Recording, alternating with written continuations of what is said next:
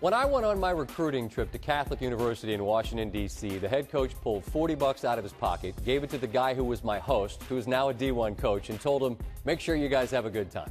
We went out in Georgetown. I drank many beers, didn't end up going to Catholic. They were just fine without me, and life went on its merry way.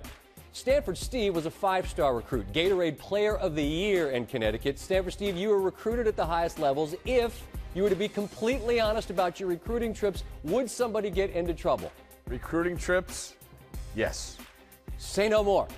That's the difference between marginal D3 talent and D1 talents. If we are adults, we know that things go on, which is not to say that adult entertainment can be casually dismissed, especially if it happens repeatedly on campus. That's what allegedly took place at Louisville with basketball recruits. A former escort turned madam, Pitino Powell, appeared on OTL yesterday and recounted a conversation she had with former Louisville staffer Andre McGee on if head coach Rick Pitino knew about what allegedly went on. I said, does Pitino know about this?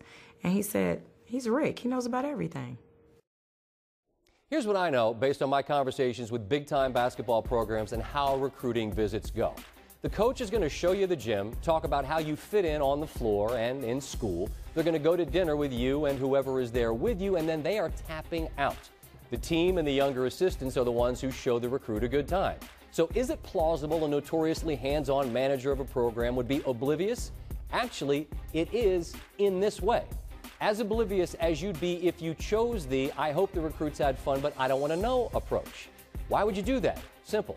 You insulate yourself by creating distance between yourself and the activity so you could plausibly claim ignorance. However, as the CEO, eventually and ultimately, you are going to have to own it.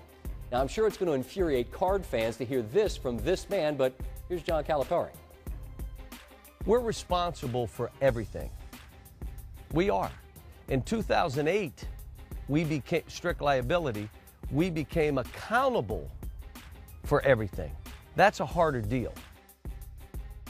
And he's right. But as Vanderbilt coach Kevin Stallings added today, quote, we're responsible for knowing everything, but it's impossible for us to truly know everything, close quote. And he's right, too. And here's what I think. There's a convenient fall guy in McGee who's now at another school. Pitino wins a lot, and his AD has supported him. And that's the beginning and the end of it. I don't look for moral high ground in big-time college athletics, as I am fond of quoting Paul Newman from the film A Road to Perdition. There are only murderers in this room. Open your eyes. This is the life we lead, and this is the life we chose. My guess is life for Pitino at Louisville will go on.